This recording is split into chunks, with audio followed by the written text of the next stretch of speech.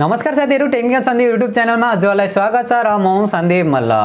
Xiaomi ले आफ्नो note सिरिजको नयाँ ब्रान्ड स्मार्टफोन जो Redmi Note 9 Pro 5G लाई अलरेडी चाइनामा लन्च गरिसकेको छ र हामीले छिटै नै नेपाली बजारमा पनि देख्न सक्ने छौं।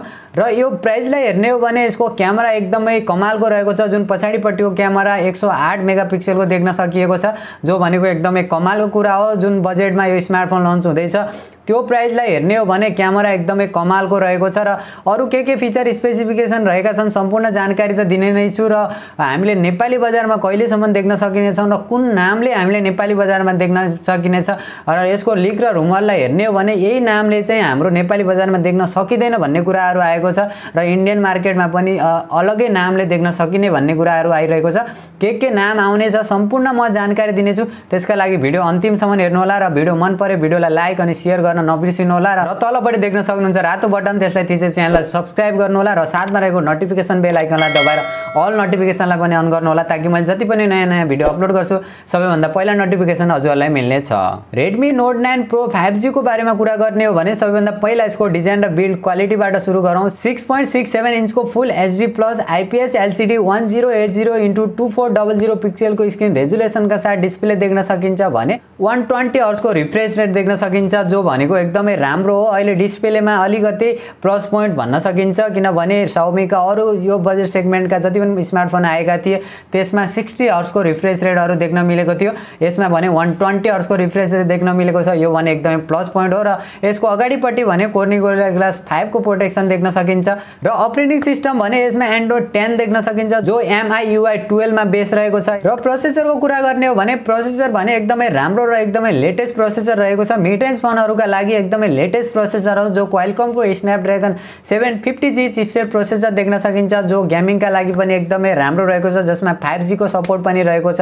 र यसको क्यामेराको कुरा गर्ने हो भने अघि पनि भनिसके, जुन पछाडीपट्टि चारवटा क्यामेरा देख्न सकिन्छ, जो मेन क्यामेरा रहेको छ 108 मेगापिक्सल, जो एकदमै कमालको कुरा हो। र यो प्राइस सेगमेन्टमा 108 मेगापिक्सलको क्यामेरा पाउनु भनेको हाम्रो लागि एकदमै प्लस पोइन्ट हो। र सेकेन्ड क्यामेरा भने 8 मेगापिक्सलको रहेको छ भने थर्ड र फोर्थ क्यामेरा भने 2 मेगापिक्सलका रहेका छन्, जो कुनै कामका रहेका छैनन्। र यसको फ्रन्ट क्यामेरा भने त्यति खासै राम्रो छैन, जो 16 मेगापिक्सल, किनभने आजभोलि 32 मेगापिक्सल 40 मेगापिक्सलका क्यामेराहरु आइसकेका छन्। आजभोलि सबैजनालाई सेल्फी फोन नै मन पर्दै गर्दछ भने यसमा जुन 16 मेगापिक्सलको त्यति नराम्रो पनि भन्न मिल्दैन, तर ठिकठाक नै देख्न सकिन्छ। तर पनि 32 मेगापिक्सलको दिएको भए अझ प्लस पोइन्ट हुन्थ्यो। र यसमा साइड माउन्टेन फिंगरप्रिन्ट सेन्सर देख्न सकिन्छ। र ब्याट्रीको कुरा गर्ने हो भने जो 4820 mAh को ब्याट्री रहेको छ, 33 वाटको fast charger USB type C पोर्टका साथ देख्न सकिन्छ। ब्याट्री ब्याकअप पनि एकदमै राम्रो रहेको छ यसमा। र यसको भेरिएन्टको कुरा गर्ने हो भने चाइनामा भने तीनवटा भेरिएन्टमा लन्च भएको छ, जो 6GB + 128GB, 8GB + 128GB र 8GB + 256GB वाला लन्च भएको छ।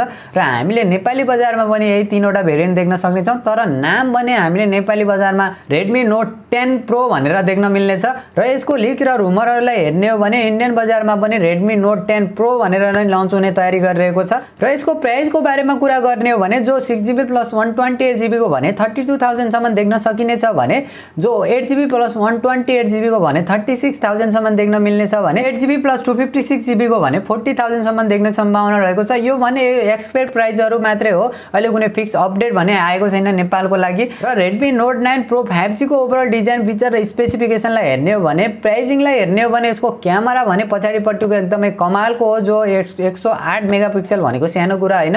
र अरु यसको मलाई पर्सनल रूपमा कुरा गर्ने हो भने यसको फ्रन्ट क्यामेरा भने त्यति खासै मलाई मन परेन। र अरु फीचर स्पेसिफिकेसन भने एकदमै कमालको रहेको छ, मलाई एकदमै राम्रो लागेको छ। र गेमिङका लागि पनि एकदमै बेस्ट फोन रहेको छ।